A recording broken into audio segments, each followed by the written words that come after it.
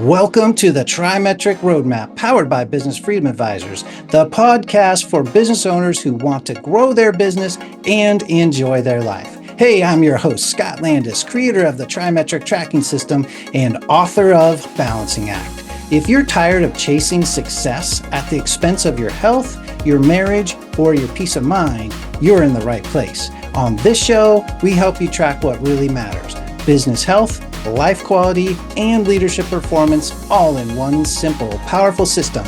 Because when those get out of sync, everything else starts to break down. Our goal here is to help you align it all so you can lead with clarity, scale with purpose, and finally enjoy the freedom you've been working so hard to create.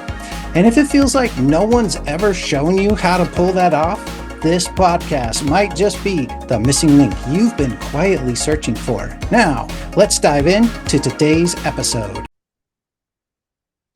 Welcome back to the TriMetric Roadmap Podcast, brought to you by Business Freedom Advisors.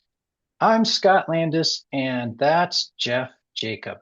Over the past two episodes, Jeff, we've been walking through the 5 freedom levers. And first, we talked about keep it, and making sure that the business actually produces and retains real profit. That's important. Then we covered know it, having the financial visibility and command to make confident decisions without flying blind. That was last week. So today we're moving to freedom lever number 3, run it.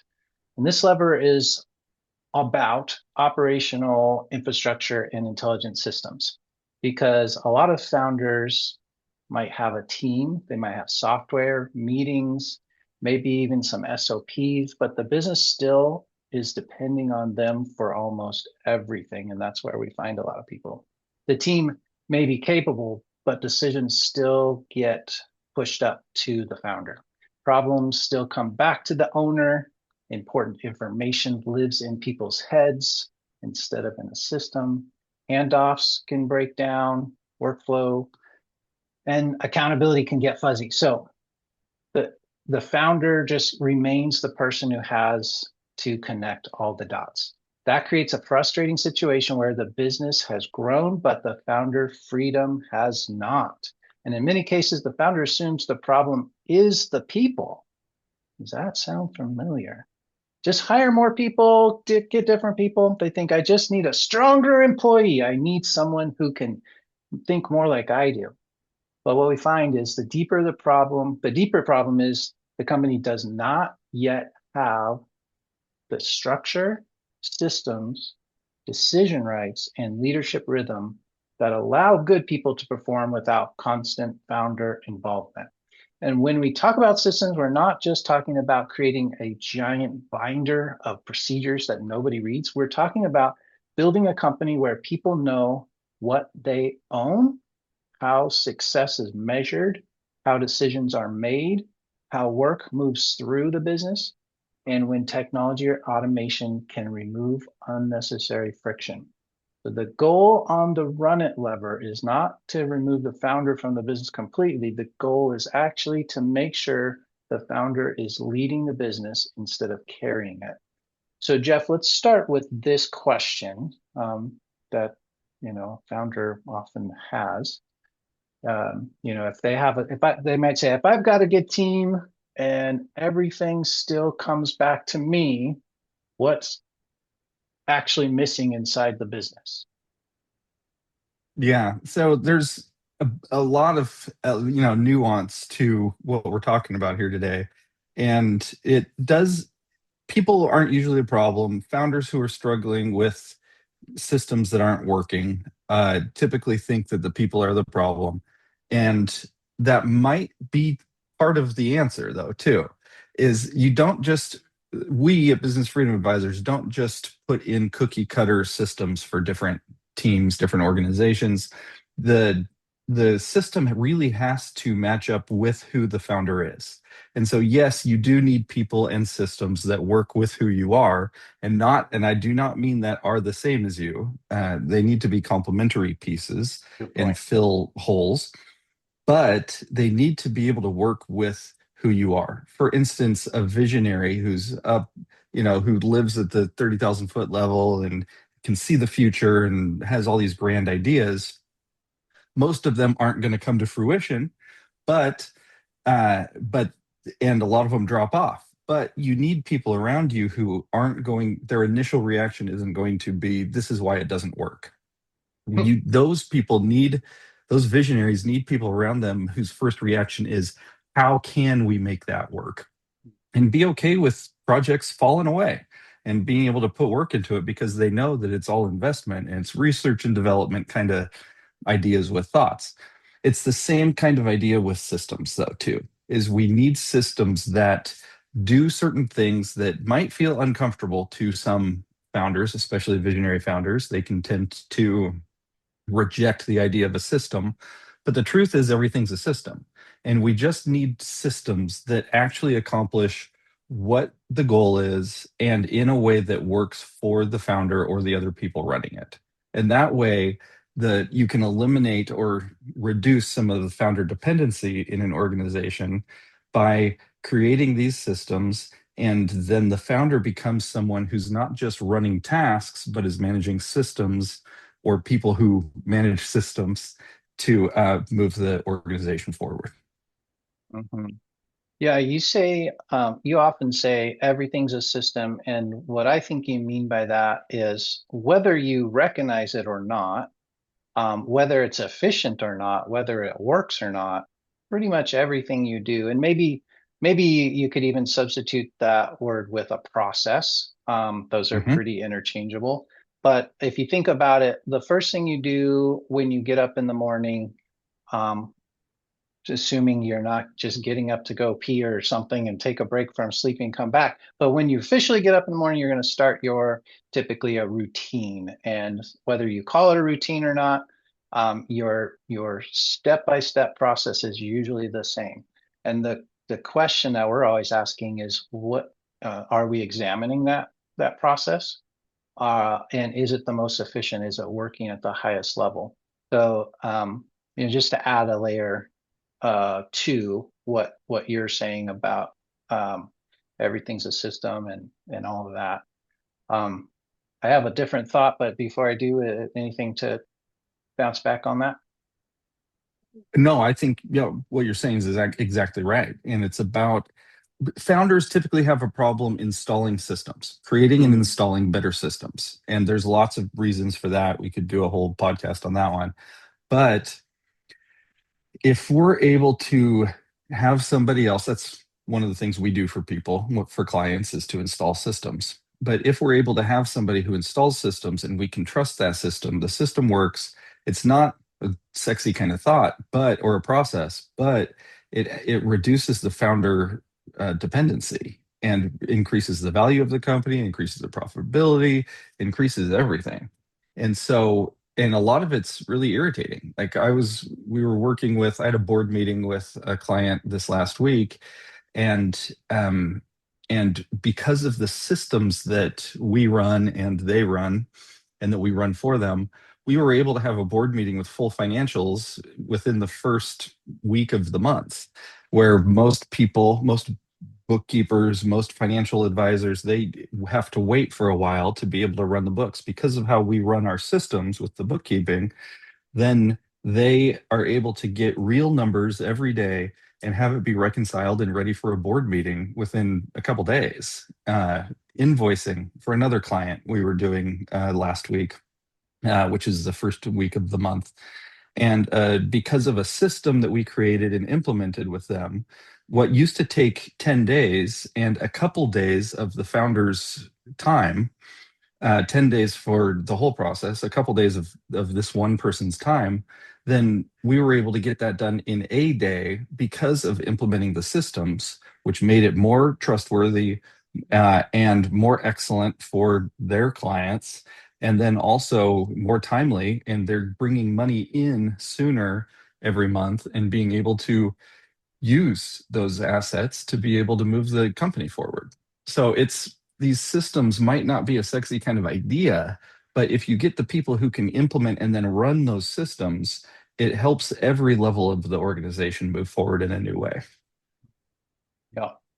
Yeah. So just to kind of bring it to a full contextual idea, 100,000 foot level, zooming way out. We're talking on here the TriMetric Roadmap Podcast. And we call it TriMetric because our lead diagnostic process is a TriMetric diagnostic, where we're looking at business health, executive performance, and life quality. And this goes back to what you were saying before, that it's not cookie cutter. And the way we are able to accomplish that is we are finding out a lot of data, qualitative and quantitative data, in the form of three different areas, with the business health, executive performance, and life quality.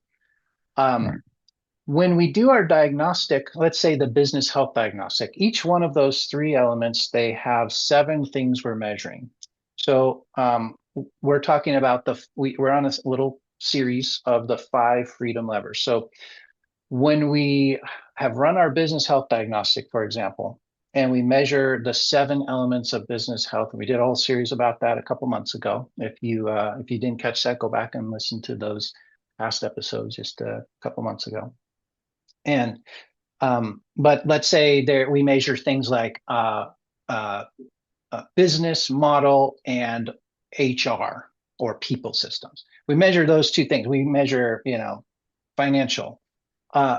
What we find is, you have high scores on some things and low scores on other things, and then that gives you a score. That gives you, just like if you were going to go to the doctor and get a full body scan, you're going to say, okay, the gut health is got these things in the microbiome, muscular skeletal system looks good. Ooh, your respiratory system, ooh, got to work some things on. So you have different systems in your body. It's just like that with your business health.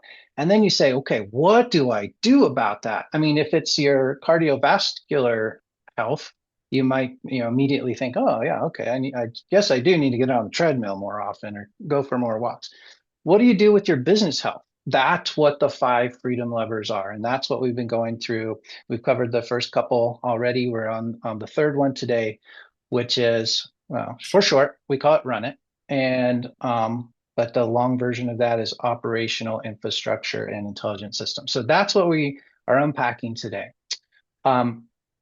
So if we start with a diagnostic, I always love to tell client stories, that happens through our week. Keep it anonymous, but this week, Jeff, we sat down with a new company, and we uncovered a few things. We knew going into it that it was going to be probably a hot mess on the financials. Most of these companies that we look at have some messiness in their financials. That's a lot of times why they're reaching out to us. But one thing we uncovered in our initial first look diagnostic was some people systems. In this company, they have a pretty robust board. We're like, okay, what's the board governance like? So it's interesting. We're talking about operational infrastructure and intelligent systems, but sometimes it's like a people systems. Like, how are you running people? How are you managing? How are the financial? How is, like last week we talked about the financial intelligence and controls. How is the way you're managing people and paying people on this for your specific business? What are the nuances of that? How do we make this more profitable? How do we make people more happy while your business gets more profitable and they make more money? Like, how do we make all these things work together? And it always, kind of to get to the bottom line of my big point, like it always starts with diagnostic. It always starts with, we need to uncover the truth of what the thing is. Like I was saying a little earlier, you already have a system or a process that you do in the morning. Is it a good morning routine? Almost every business leader I talk to, I always touch on their morning routine to like see if we can get the day started a little more effectively and more efficiently for the leader. Same thing with the business. So that's what comes to mind for me, Jeff. Like, where does that take your mind? Well, first of all, I'd have to say that your morning routine stuff changed my life a few years ago, Yeah, yeah. and that's your stuff on that is amazing, um, and and it's in your book too. So if anybody's looking for that, it's in the book you can get to. Go get the Um, morning routine at getbalancingact.com. that's it. It's Always great got to stuff. plug the URLs. Oh, I love it. And for these kinds of systems, like I worked early on, I worked at a company where the founder he decided how much everybody was paid based on how much he valued their work and how successful their area was. And then he just had a gut check of, okay, here's how much you're currently getting paid. This is going well or not, and I value it this much, and so therefore I'm going to pay you a little more or the same. They would determine pay like that. And that was his system. That is a system. Mm, But that's not a scalable system. That's not, and it's not even a good system. mm, But in his mind, that system worked. And mhm, most people think, okay, this system might not be great, but it works for us. We hear that all the time. mhm, mhm. And and then we By the come way, in and just to interject really quick, yeah. I always prefer, and this is goes back to my work with marriages too, or family dynamics. Uh, Rather than talking about what's right or wrong or good or bad, I always prefer to evaluate the effectiveness. Like you might think that's Mhm. the best, most right, most good system ever. Is it the most effective? That might be a more powerful question for somebody. Yeah, absolutely. And so one of the things we do is we come in and do an AI audit, an AI readiness Mm, audit. And we help people look at what are the tasks that you don't even realize that are taking your time, and do an mhm, audit of those things. And maybe you don't even know it's possible that AI can help solve those problems. And that's part of how we worked with some of that invoicing system I was talking about earlier was, AI tools with these people. And so we do an AI readiness audit with people and help eliminate some of those aspects. But there just is a lot of elements where you can't use AI as well. And so then it's the people systems and where are we wasting time? Where are we not being effective? And it doesn't mean just pushing harder constantly. So you're always up at 100. It's a matter of the elements that are draining your life. It's draining your energy, draining your time. There's a lot of different ways that there can be drains on a person. And so helping to figure out just what systems can we implement that eliminate things from your plate, that reduce the whirlwind that I talk about regularly. And then our team helps to create systems for those things. And we talk about a lot of this at the founder roundtable as well. And I'm sure Scott has another URL for that, but I don't remember what it is. What's that one? yeah, getbfa.com. So our founder roundtable, we are actively solving this founder dependency, founder bottleneck issue at the founder roundtable. And if you go to getbfa.com, you're welcome to join us, free to join us. That'll get you to the most recent, most up-to-date sign up sheet because it's kind of ongoing. A couple times a Yeah, month we do it. yeah, absolutely. It's a great, powerful tool for people. And then what we do though is we help to create these systems that aren't just something that will solve a problem right now. Sometimes that's helpful, but what's really helpful is to put a little more time into it up front so that it can be a problem solver that reduces the whirlwind, that reduces the drain on people and the waste, that is scalable so it can grow beyond where the company currently is and can be a part of whatever future this organization has. And so it's those scalable systems that being able to scale without the founder dependency seems like a dream come true to most people, but it is possible with a little more work. The problem is most founders don't have the time to put a little more work in right now. Mm, such a key point. I mean, this is a differentiator of we've been doing this kind of work with this kind of business owner for 15 years plus.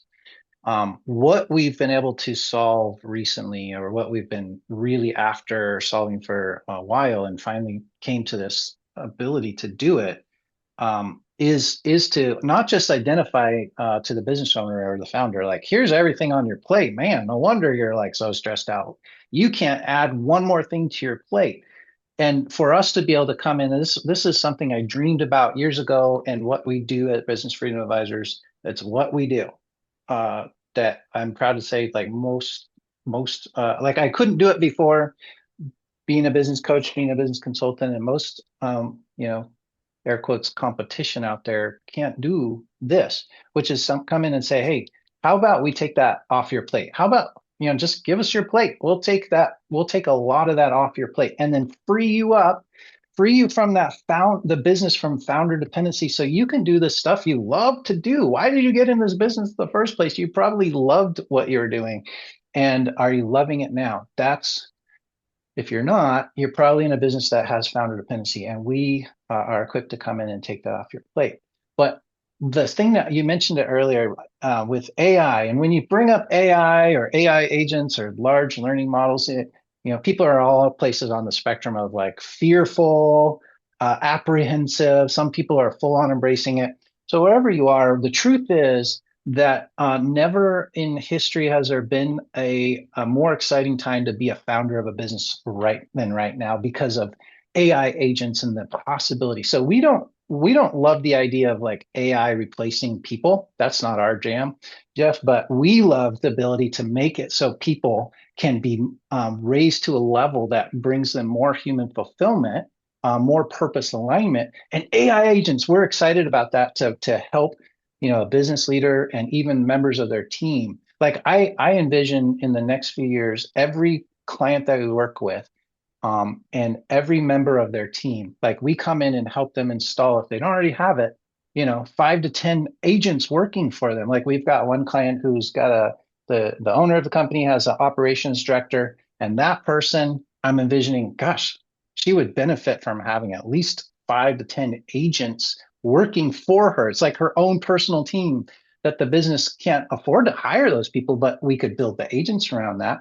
And the founder is like, yeah, great idea. How are we going to get that? And we just say, hey, we're going to help you get that done. We take that off the plate. But you mentioned the AI audit as a part of what we do in the front end. And so anybody who's listening, please take advantage of our AI audit so we can help you identify where those agents could be installed. And the team that we have knows, the ins and outs. They get updated all the time on everything new, which is a job in and of itself with the AI. And people freak out about the loss of jobs that from AI. And it's the same thing that happened when with every development of technology. People thought the internet was going to, be ruinous to society. And there are ways that it is, but in terms of jobs, it's actually created more jobs and more wealth for people. And I think AI is going to be the same thing. And yes, there are certain jobs that will be just completely replaced by AI, but it's going to create other jobs. And our heart with all of that is not to replace staff necessarily. It's to eliminate a lot of the busy work, sometimes not just busy work, but a lot of the drain on people so that they can be freed up to be more effective assets to the team. And so their time can be used and maximized in a whole different level to bring the company to a new place. And that's our goal with all of that. 100%. And unfortunately, if you can believe it, we're already out of time.